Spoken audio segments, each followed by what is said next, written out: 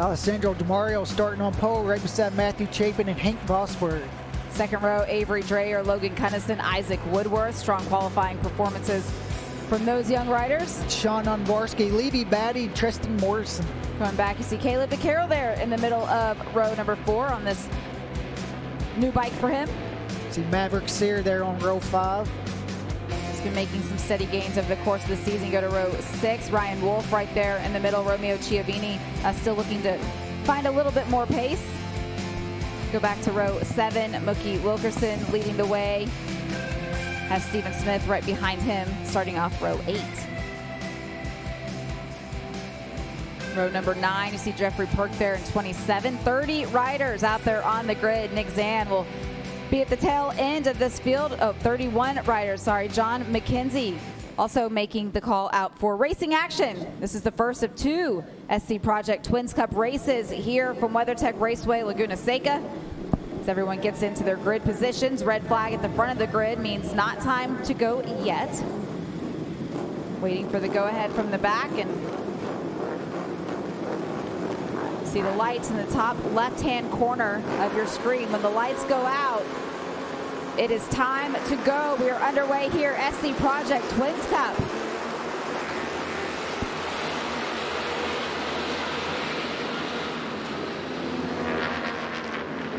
It's a 13-lap race. Alessandro DeMario, our pole sitter, already with a steady lead very early on, and this is exactly what the riders behind him don't want. Yeah, they were kind of going back and forth there down into turn 2. That's what these riders cannot afford, to slow themselves up and let Alessandro get away. But great start by Hank Vosberg there in second, Matthew Chapin. But you can see the gap Alessandro is already starting to pull.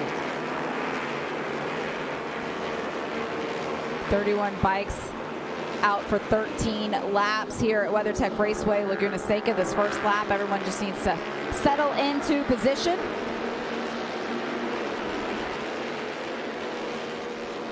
You mentioned Hank Vosberg there in second. He qualified a third. It was a great start for him, but think about the fact that he's only 15 years old and this is only his second race weekend being eligible to be aboard a Twins Cup bike. And he just did it the right way. We see a couple riders coming into contact there. Levy Batty didn't see exactly who he rubbed elbows with. See Avery Dreyer down there, down the pack a little bit. Not a great start for Avery. Not sure what happened those first couple corners, but he has lost a lot of spots. Yeah, he qualified. We saw him on the second row, qualified 4th. We'll have to see when he crosses the stripe how far back he fell. Hank Vosberg continuing to stay in front of Matthew Chapin. Is that a little shake of the head from Matthew? Here we go. After the first lap from a standing start, Alessandro DeMario already has over a second and a half on the rest of the field. Tight little pack back here behind.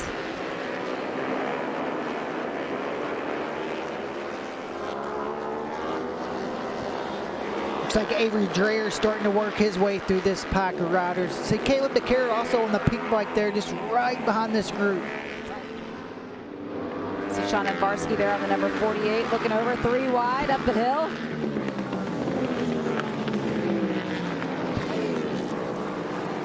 Oh, Tristan Morrison down. Avery Dreyer had nowhere to go, just loses the front end in the chicane, the corkscrew there. Right in the middle, you can see the black mark where the front end just tucked and went so fast he wasn't able to save it. Here's a replay at what just happened, Roger. Yeah, just already, you can see the front is already folded for Tristan, and there's nothing he can do with that drop. And Avery Dreyer had nowhere to go. Great job by Avery. Looks like he kept it up on 2 wheels. Again, this is the battle for second. Hank Vosberg was able to finish second in the last race on his first race weekend here in SC Project Twins Cup.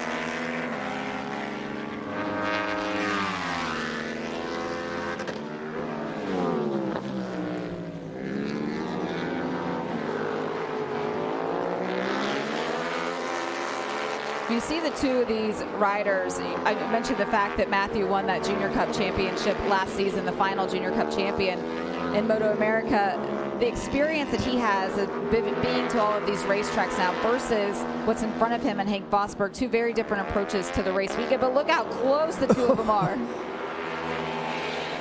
This is the battle behind them. You see the number 27, Isaac Woodworth. Great running for Isaac here this weekend, but lots of pressure from behind. Levy Batty there making a move on the number 71.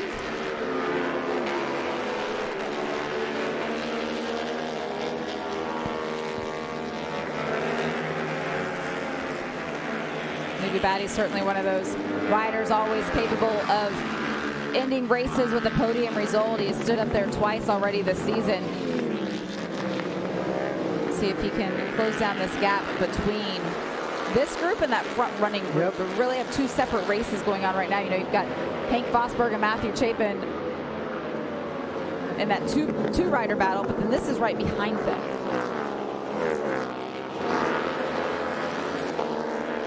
See Logan Cunnison also right here in that battle. We see the number 130 goes down, picking the bike up, trying to get back in that race. The field, nearly 5 seconds between himself and this battle, 4 seconds between Hank Vosberg and Matthew Chapin.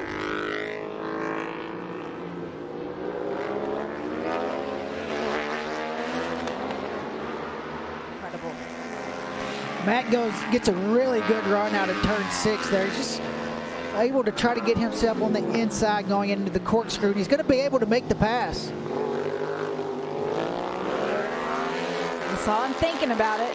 Now he has to hold on to it. We still are just halfway through this 13-lap race. Hank's a smart rider, though. We've seen him study his competitors over the last couple of race weekends, and just 15 years old, he certainly has a style to him. Now it's his time to try to fight back. As you see losing grip out of turn 11 there. See shake of the head. Take another look at it. Can see just first gear corner trying to get the power down there, the rear end starting to step out like that, and it came around really fast. Hank did a great job saving that. Shaking it off, it's all right. See the signboard there going over the wall. That is the only communication here in MotoAmerica between the team on pit lane and the rider out there on the racetrack. Each rider in all of the different categories, they have different sets of information that they want the team to be giving them.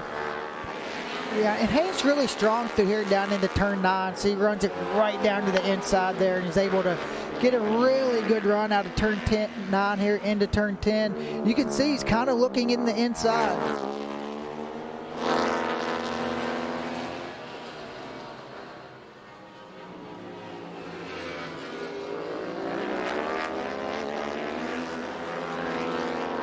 But these two riders, Matthew Chapin leading Hank Vosberg for second and third, also now catching the tail end of the group. We saw one rider there pull off into pit lane. Didn't want to mix up with this battle for the podium. These two guys definitely coming into lap traffic as well with a couple laps left to go in this race. Looks like they're going to both make it by clean.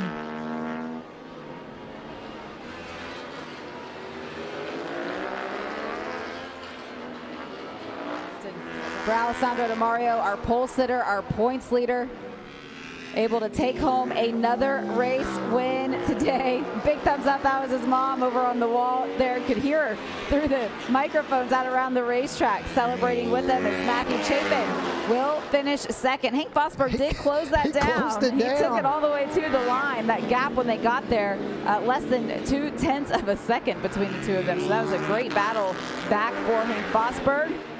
Levy Batty able to hold on to fourth. Avery Dreyer with the top 5 finish. He'll want a little bit more, but he'll be happy with that. Had to claw his way back after not having the best start that he wanted. Alessandro Di Mario, his 4th win of the season, 7 podium results so far. Defending that championship title for a 16-year-old rider who's already graduated from high school. Doesn't really get any better. Here are those results we were starting to go through. You mentioned Maverick Sear getting a top 10 finish. Podium results, of course, for Matthew Chapin, Hank Vosberg later, and that's put him in this position, leading the championship point standing in defense of the title that he won last year, now just continuing to open up that gap.